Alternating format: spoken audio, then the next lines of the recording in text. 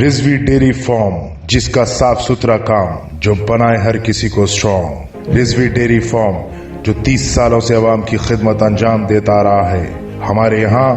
صاف ستھرے طریقے سے سارے ڈیری پروڈکٹس دستیاب ہیں، جیسے خالص بھینس کا دودھ، ملائی اور کھووا، جو سارے حفاظتی اقدامات کے تحت ہمارے پروڈکٹس سیفٹی میجرز کا خیال رکھتے ہوئے آرڈرز لیتے ہیں، جیسے ہوٹلز، فنکشنز، شادی، جشن وغیرہ۔ مجالس کے لیے ہمارے یہاں اسپیشل ڈسکاؤنٹ ملے گا۔ ہمارا ایک آؤٹ لیٹ روح برو علاوہ سرتوق دارالشفا کے پاس ہے، اور ہمارے ڈیری فارمز تلاب کٹا اور چلپلی میں موجود ہے۔ ہمارے یہاں فری ہوم ڈیلیوری سروسز بھی موجود ہے۔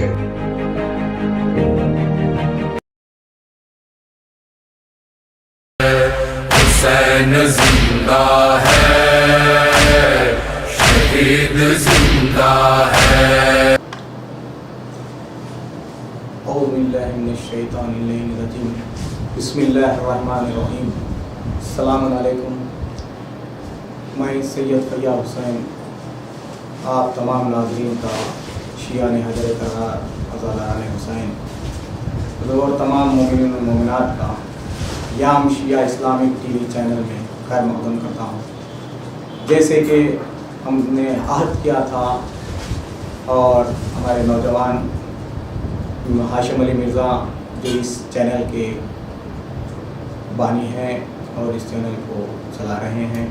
تو ان کی جانب سے بھی گزارش ہے تمام ناظرین سے کہ اس چینل کو سبسکرائب کریں اور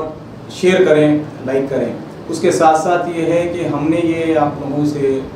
کہا تھا کہ ہمارا جو چینل ہے اس کو منظر عام پہ لانے کا مقصد پہلے ولی عصر علیہ السلام کی تائید اور شہزادی کونین اور تمام ائمہ معصومین کی تائید سے ہی یہ چینل کا انعقاد عمل میں آیا، اور ارادہ بھی نوجوان کا یہی ہے کہ تمام ہم شیعان حیدر کرار کے تمام پروگرامز، اور چاہے وہ ولادت کی تاریخ ہو، تواریخ ہو، یا پھر شہادت کسی معصوم کی ہو، شہداء کی ہو، تو اس سلسلے میں اسی شہید کے سلسلے میں رہے گی مجلس کی شکل میں، اور ہمارے پاس تمام اس اسٹوڈیو میں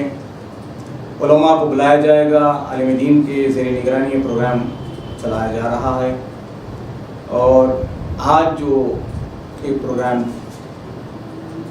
میں جو شہادت 5ویں امام حضرت امام محمد باقر علیہ السلام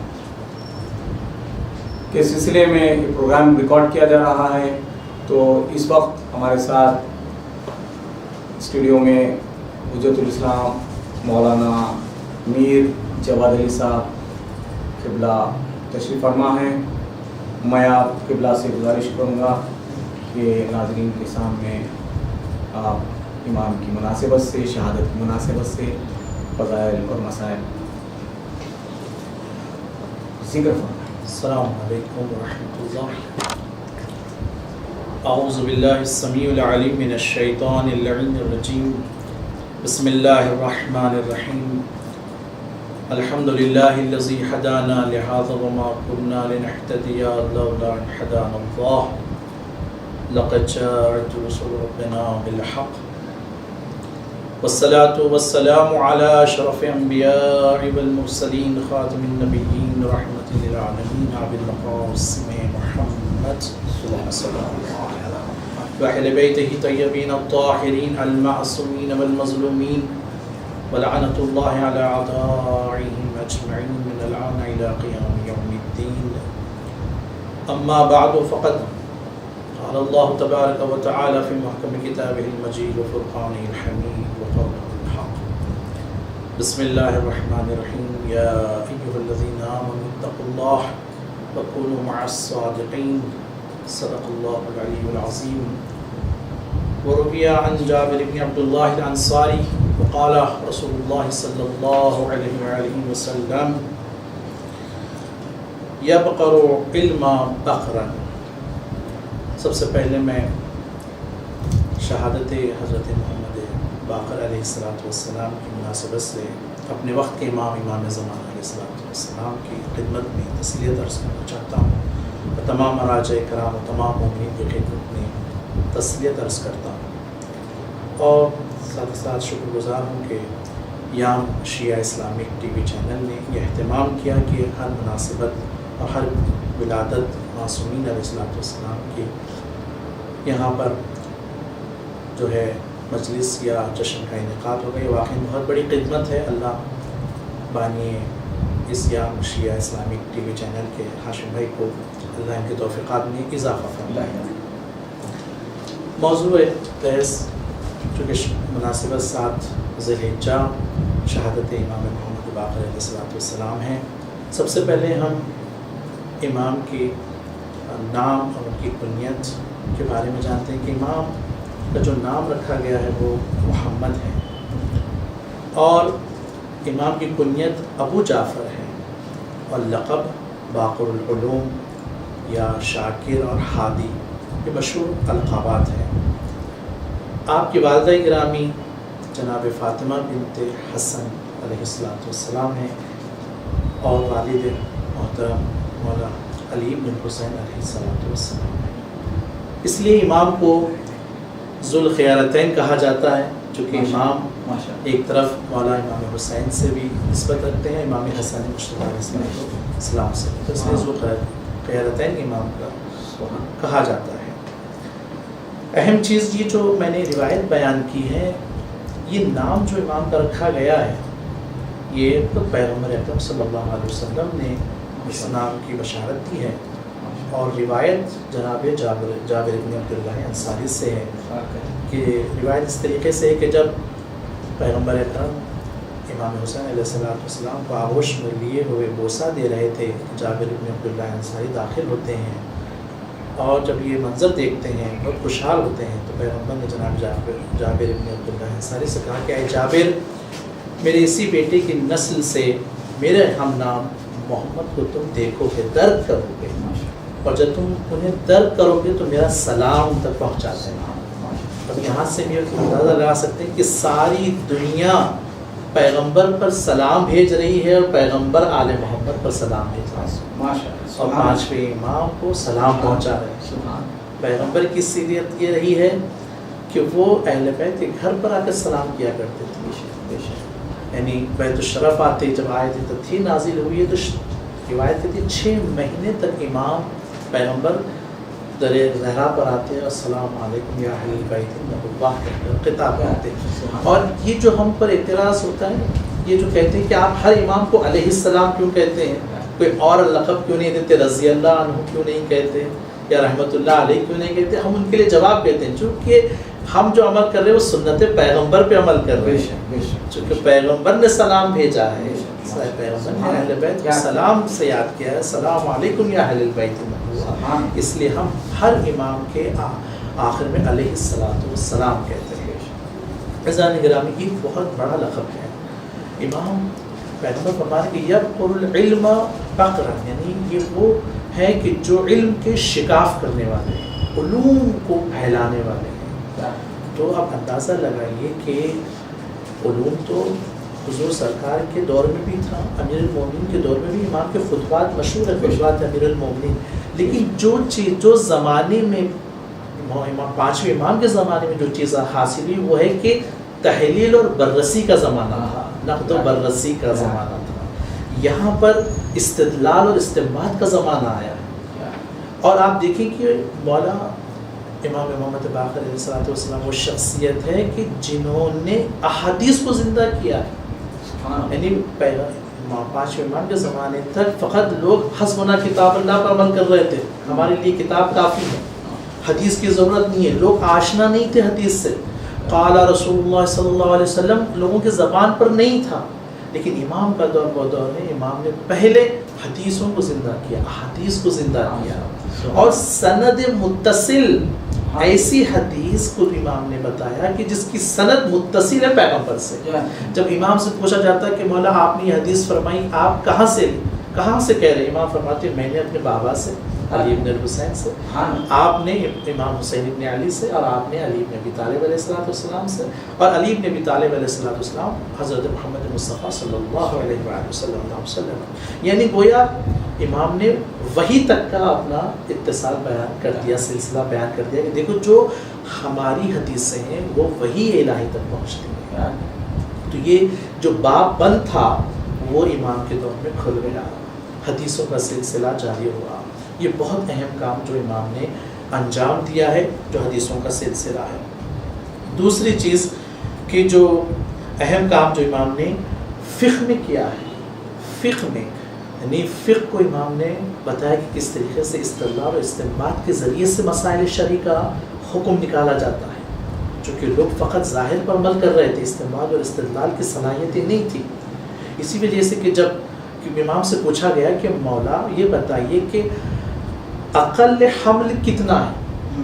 حاملہ عورت کا اقل زمان کتنا ہے، تو امام نے 2 آیتوں کے ذریعے سے استدلال کر کے بتایا کہ اقل حمل کتنا ہے۔ پہلی آیت جو امام نے بیان کی کہ وَحَمَلَهُ وَفِصَالَهُ 30 شَهْرًا، اس کا نطفہ جو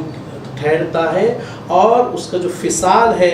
فصالہ یعنی 30 ماہ تک ہے، 30 مہینے تک امام نے بیان کیا۔ اور دوسری آیت سے امام نے یہ کہا کہ وَالْوَالِدَاتُ يُرْضِعْنَ أَوْلَادُهُنَّ حَوْلَيْنِ الْكَامِلَيْنِ، یعنی ایک ماں اپنے بچے کو 2 سال مکمل دودھ پلائے۔ تو اب 30 ماہ میں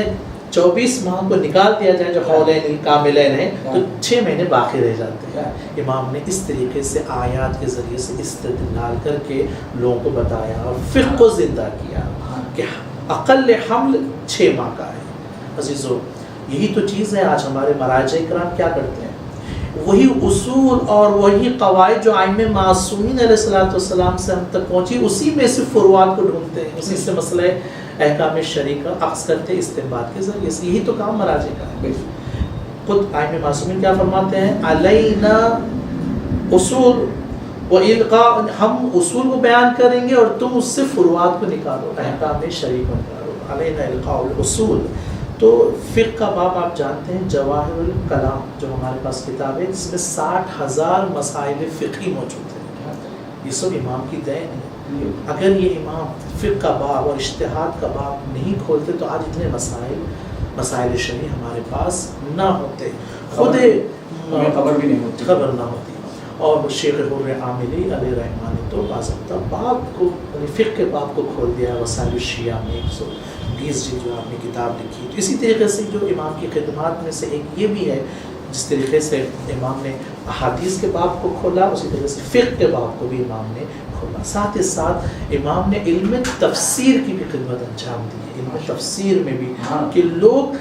امام کے زمانے میں حدیثوں میں نے قرآن کی تفسیر میں اسرائیلیات آ گئے تھے، جعلی حدیثیں آ گئی تھیں، ہزاروں کی تعداد میں جو ہے 60,000 کئی لاکھوں کی تعداد میں لوگ تفسیر میں رائے کر رہے تھے۔ اسرائیلیات جیسے کہ کتابوں میں موجود ہے، اہل سنت کی کتابوں میں موجود ہے کہ جناب داؤد علیہ السلام کے بارے میں تفسیر کی جا رہی ہے کہ جناب داؤد علیہ السلام ایک مرتبہ پشت بام پہ ٹھہرے ہوئے ہیں، آپ کی نگاہ جو ہے ایک عورت پر پڑتی ہے اور جناب اس کے عاشق ہو جاتے ہیں الیاذ باللہ، اور اس کے شوہر کو جنگ پر بھیج دیتے ہیں اور وہ قتل ہو جاتا ہے، پھر یہ جا کر شادی کرتے ہیں۔ یا جناب یعقوب علیہ السلام کے بارے میں یہ کہا گیا کہ جناب یعقوب نے اللہ سے کشتی لڑی، اس لیے ان کو بنی اسرائیل کہا گیا۔ تو یہ اسرائیلیات طور کیا ہے، یہ وہ روایتیں ہیں جو یہودیوں کی طرف سے ہماری تفسیروں میں آئی ہیں۔ امام نے اس کو بھی سد باب کیا اور اس کا بھی جو ہے امام نے اپنی جو تفسیر ہے جو امام سے ہم تک پہنچی ہے وہ تفسیر کا امام نے بتایا ہے ہم کو۔ ساتھ ہی ساتھ جو اہم کام امام کے زمانے میں ہوا وہ ہے اسلامی سکہ رائج ہوا ہے،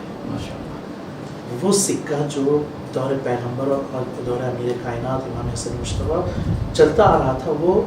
جو سکہ تھا وہ روم، قیصر رومی سکے جو درہم و دینار چلتے تھے۔ تو لیکن ایک مرتبہ عبد الملک نے اس سکوں کو بند کرا دیا، تو قیصر روم جو ہے غصے میں آ گیا کہ اب میں، اور عبد الملک نے کام کیا کہ اسی سکوں پہ جو روم کے سکے تھے اس پر لا الہ الا اللہ اس نے لکھ دیا، تو وہ بادشاہ بھڑک گیا قیصر روم، اور اس نے جو ہے نا فوری کہا کہ تم نے ایسا کیوں کیا، میں جو ہے اس کے اوپر کچھ ایسی چیزیں لکھوں گا جس سے تم لوگ ناراحت ہوں گے۔ تو اب مسئلہ یہ ہوگا کہ اب ہم کیا کریں، ادھر پریشان تھے، تو عبد الملک نے امام کو طلب کیا کہ مولا اس کا رائے حل بتائیے۔ تو مولا نے مشورہ دیا کہ ان سکوں کو بند کر دو، لغو کر دو، اور ہمارا اپنی ایک اسلامی سکہ رائج ہونا چاہیے۔ پھر امام نے کہا ایک اسی مقدار میں ہو، اسی ہم وزن ہو جو جیسے سکہ رائج تھا، اور ساتھ ہی ساتھ ایک طرف لکھا جائے لا الہ الا اللہ، دوسری طرف محمد رسول اللہ۔ تو عزیزو آج اسلامی حکومت نام کی چل رہی ہے لیکن نقشہ امام کا ہی دیا ہے۔ آج اسلامی حکومت تو لکھتے ہیں نا اپنے نوٹوں پر سعودیہ آل سعود لکھتے ہیں اسلامی جمہوری، لیکن یہ کس نے دیا یہ مشورہ؟ یہ آل محمد نے دیا۔ تو پتہ یہ چلا کہ تم ان کی خبروں کو تو مٹا سکتے ہو لیکن ان کے نقشے کو نہیں مٹا سکتے۔ جیسے آپ نے اسلامی کی معافی ابھی آپ نے جیسے عرض کیا کہ امام کی خدمت میں حاضر ہوا کہ کہنے لگا امام آپ مدد فرمائیں جی، تو جیسے دادا نے مدد کی تھی جی، جس وقت کا خلیفہ وقت بیٹھا ہوا تھا وہ کہہ رہا تھا کہ علی نہ ہوتے تو ہلاک ہو جاتا، اسی طرح سے اس پوتے نے بھی مدد کی۔ تو لوگ یہ سمجھتے ہیں کہ امام ہوتے ہوئے اس حکومت میں نہیں رہتے ہوئے کیوں مددگاری کرتے ہیں، کیوں ان کی مدد کرتے ہیں؟ تو اس پہ آپ تھوڑا روشنی کریں کیونکہ وقت کا بادشاہ ہے، بے شک ہمارے ائمہ مدد کے لیے امام جو سے کہا جاتا ہے، تو لوگوں میں یہ ہے کہ لوگ یہ سمجھتے ہیں کہ مدد کیوں کریں، وہ تو ظالم ہے اس کو سزا دینی چاہیے۔ تو اس ذیل میں تھوڑا سا دیکھیے در حقیقت مولا اس کی مدد نہیں کر رہے ہیں، اسلام کی مدد کر رہے ہیں۔ یہی حقیقت تو مسئلہ شریعہ ہے اور ادھر بچانا ہے اسلام کو۔ وہ یاد ہے نا کہ جو امیر المومنین علیہ السلام کے واقعات میں کہ جب ایک عورت ایک لڑکا تھا اور دو مائیں تقاضا کر رہی تھی کہ یہ میرا بیٹا ہے،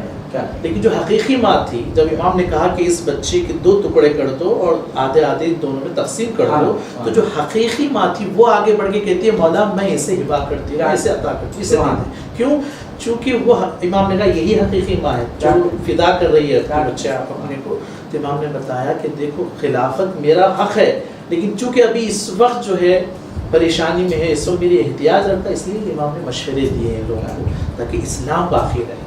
اسلام کے لیے جو ہے ائمہ معصومین علیہ السلام نے ان کی ہمیشہ مدد کی ہے تاکہ اسلام باقی رہے، اور ایسے مشورے دیتے رہے ہیں چاہے کون سا بھی زمانہ کتنا بڑا ظالم بادشاہی کیوں نہ ہو، لیکن چونکہ اسلام کو خطرے میں دیکھتے تو امام آگے بڑھ جاتے ہیں، مدد کے لیے جی تیار ہو آگے اسی در پہ آتے تھے، برابر مدد کرتے تھے۔ تو ہمارا بھی کام یہ ہے کہ ہم اگر کسی کی مدد کرتے ہیں تو آپ یہ بھی بتائیں کہ ناظرین کو کہ مدد کرتے وقت یہ نہ دیکھیں کہ کون جس کے در پہ آیا، آپ کے در پہ آیا، جس امیر المومنین کے آپ چاہنے والے ہیں، جن کے غلام ہیں، تو اسی تحت آپ مدد کر دیں جس طریقے سے ہو سکے، جیسے ائمہ ہمیں سیرت دے رہے ہیں اس پہ ہم عمل پیرا ہونے کی کوشش کرنا چاہیے۔ جی ساتھ ہی ساتھ جو جس طریقے سے امام نے احادیث کے باب کو کھولا، علم تفسیر، علم کلام کے باب کو بھی امام نے کھولا ہے۔ وہ اس میں سے کیا امام کا مبارزہ غلات کے ساتھ ہوا، یعنی ہر زمانے میں غالی رہے ہیں، اللہ اکبر، یعنی امیر المومنین کے زمانے میں بھی غلو کیا گیا ہے، امام کے دور میں خود امام کے سامنے ٹھہرے ہو کر انسان کہتا ہے، وہ شخص کہتا ہے کہ یا علی آپ خدا ہیں، کیا اس نے قرآن نہیں پڑھی؟ خدا اپنا پورا بایو ڈیٹا جو ہے سورہ توحید میں بیان کر رہا ہے، قل هو اللہ احد اللہ الصمد لم یلد ولم یولد ولم یکن له کفوا احد۔ امام نے ان سے بھی مبارزہ کیا ہے، غلات ہے یا مراجعہ ہے، ان لوگوں کے ساتھ بھی امام نے بہت سارے مناظرے کی، انہیں بتایا کہ دیکھو خالق حقیقی خدا ہے، ہم تو اس کے مظہر ہے، یعنی امیر کائنات بھی مظہر کبریات ہے، وہ صفات جو خدا میں ہے وہ اللہ نے چاہا کہ ان کو پیدا کرے تاکہ پہچانا جائے، تو اس طریقے سے اہل بیت علیہ السلام کو اللہ نے پیدا کیا۔ ساتھ ہی ساتھ آپ یہ دیکھیں کہ کس قدر امام نے شاگردوں کی تربیت کی ہے، کیسے کیسے شاگردوں کی تربیت کی، ہزاروں کی تعداد میں جو ہے امام کے درس میں لوگ آیا کرتے تھے، مدینہ بھر جاتا تھا جب امام درس دیا کرتے تھے۔ اس لیے انہی علوم میں امام نے جو ہے نا کام کہ علم تفسیر ہو یا علم کلام ہو یا عقائد ہو، ان سب چیزوں میں امام نے ایک آپ کے صحابی ہے ابو بصیر، نابینا صحابی ہے، لیکن اللہ اکبر واقعہ ملتا ہے کہ امام مسجد میں داخل ہوتے ہیں نماز کے لیے، تو امام نے پوچھا کہ اپنے چاہنے والے سے پوچھا کہ جاؤ جو لوگ ابھی اس وقت مسجد میں نماز وغیرہ پڑھ رہے ہیں ان سے پوچھو کہ کیا ابو جعفر کو تم نے دیکھا یا نہیں دیکھا؟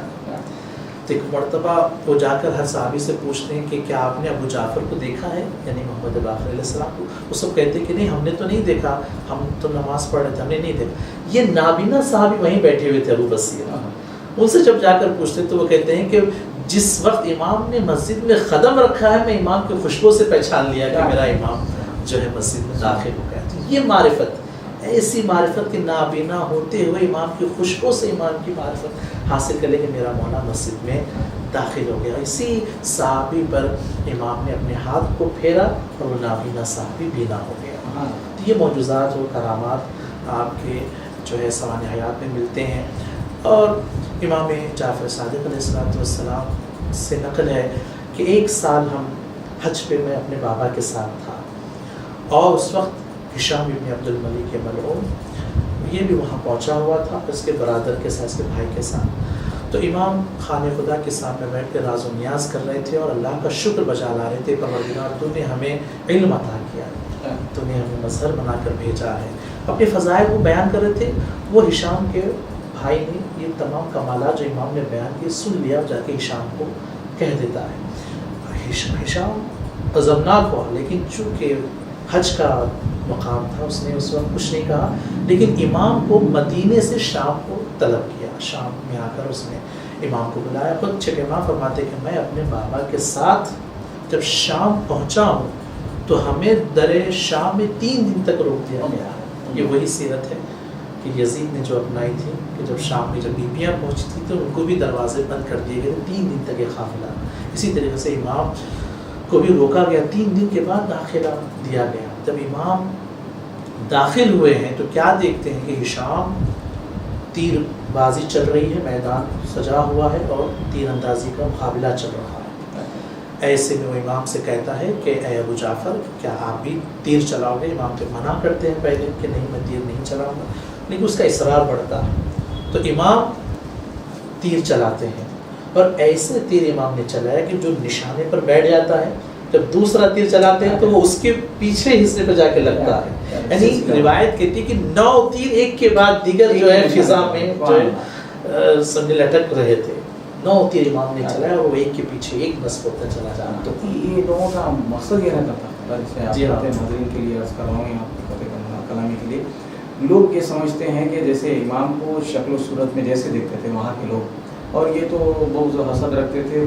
بسلسلے ایک تو حسن نسب کے لیے، اور دوسرے ان کی شجاعت اور منصب الہیہ پہ جو فائز تھے، علم تھا اور خوبصورتی بھی تھی الحمدللہ۔ تو اسی اعتبار سے یہ چاہتے تھے کہ وہ جیسے روایتوں میں ملتا میں نے عرض کیا کہ ان کو بدن میں تھوڑا سا راشا تھا، تو یہ چاہتے تھے کہ کسی بھی طرح مقابلہ ہو،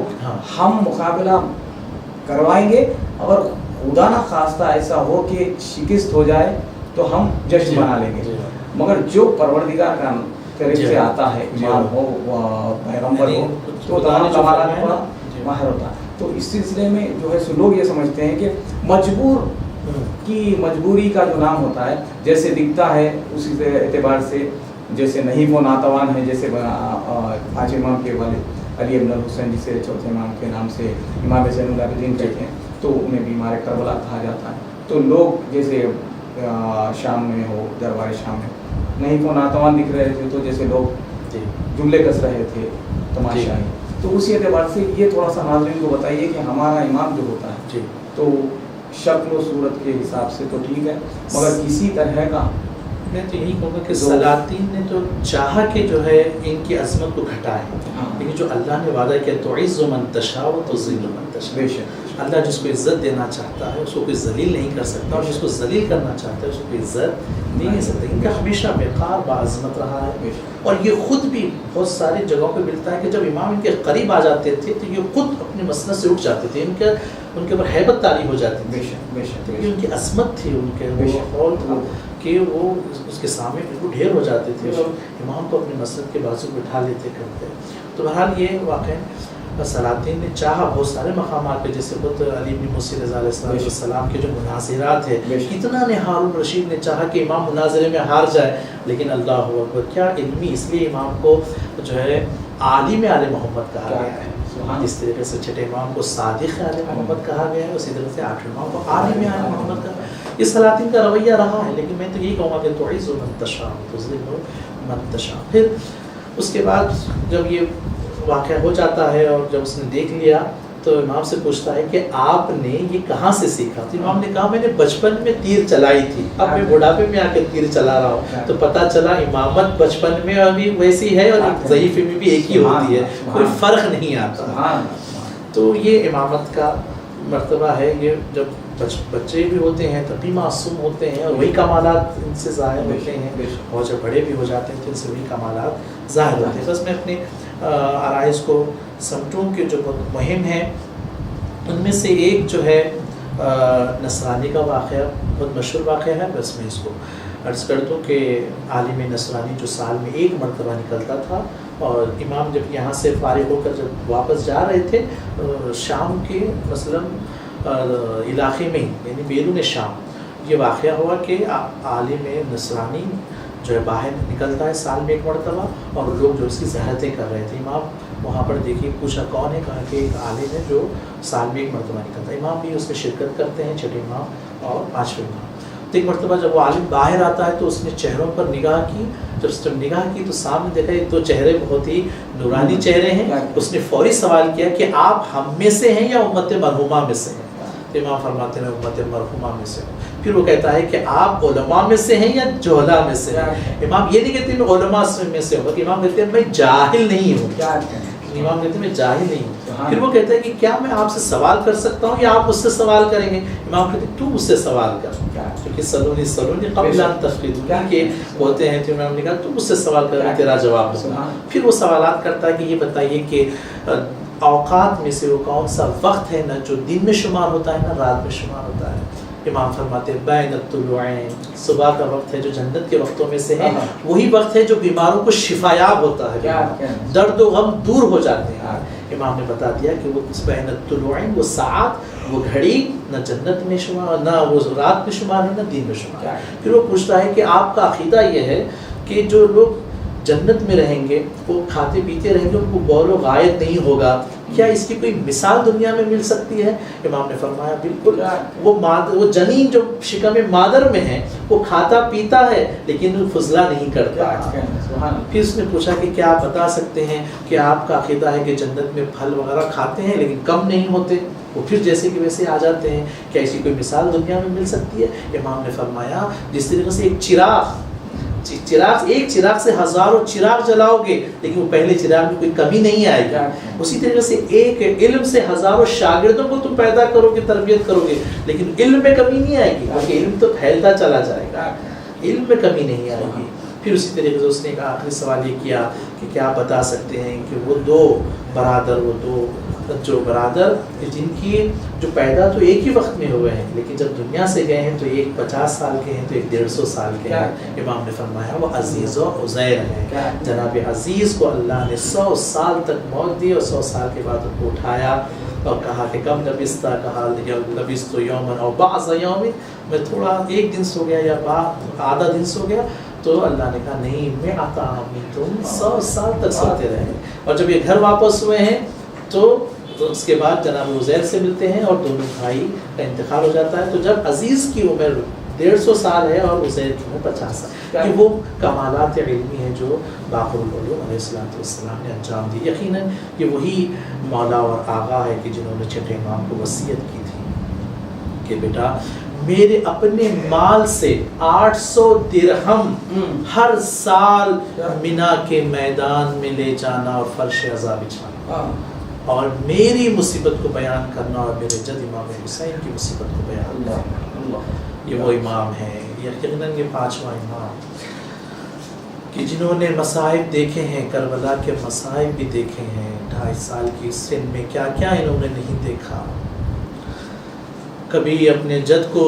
खून में गलता देखा है। यकीनन 5वें इमाम ने देखा होगा कि किस तरीक़े से मेरा बाबा मौला इमाम हुसैन के करीब में आते हैं, मौला इमाम हुसैन इमाम ज़ैनुल आबिदीन के सराहने आते हैं और वसीयत कर रहे हैं کہ بیٹا سید سجاد جب وطن لوٹ کر جانا تو میرے شیعوں کو میرا سلام کہنا اور ان سے کہنا کہ میں نے انہیں اس وقت بہت یاد کیا جب علی اصغر کو لیے ہوئے دشمنوں سے سوال آپ کر رہا تھا. جب وصیت امام حسین نے کی ہو تو پانچویں امام یقیناً دیکھ رہا ہوگا کہ میرا جد میرے بابا کو کیا وصیت کر رہا ہے. اور جب پانچویں امام دنیا سے رخصت ہو رہے ہیں تو اپنی چھٹے امام کو وصیتیں کر رہے ہیں. ایک جملہ میرے امام نے فرمایا لا یوم کا یوم کا یا ابو عبداللہ، اے مولا حسین آپ پر جو مصیبتیں پڑی ہے کسی پر نہیں پڑی. کیوں نہ ہو وہ حسین جو صبح سے لاشوں پر لاشیں لا رہا ہو. یقیناً میرے مولا پانچویں امام کا جب جنازہ اٹھایا جا رہا ہوگا بڑی شان و شوکت سے جنازہ اٹھایا گیا، چاہنے والے موجود تھے، خود بیٹا موجود ہے، غسل و کفن کا اہتمام ہے، نماز جنازہ پڑھائی جا رہی ہے. یقیناً روح امام محمد باقر کانپ گئی ہوگی اور کربلا کا رخ کیا ہوگا اور آواز دی ہوگی جدہ میں شرمندہ ہوں، ارے میرے جنازے پر چاہنے والوں کا مجمع، لیکن آپ کا جنازہ تیروں پر معلق، کوئی نہیں جو آپ کو غسل و کفن دیتا. وَسِيَعْلَمَ الَّذِينَ ظَلَمُوا أَيَّ مُنقَلِبٍ يَنقَلِبُونَ.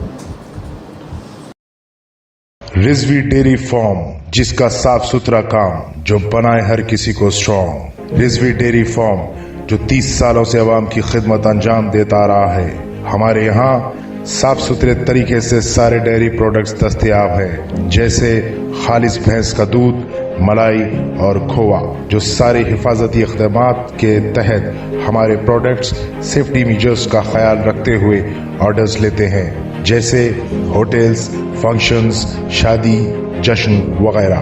مجالس کے لیے ہمارے یہاں اسپیشل ڈسکاؤنٹ ملے گا. ہمارا ایک آؤٹ لیٹ روح برو علاوہ سرتوق دارالشفا کے پاس ہے اور ہمارے ڈیری فارمز تلاب کٹا اور چلپلی میں موجود ہیں. ہمارے یہاں فری ہوم ڈیلیوری سروسز بھی موجود ہے.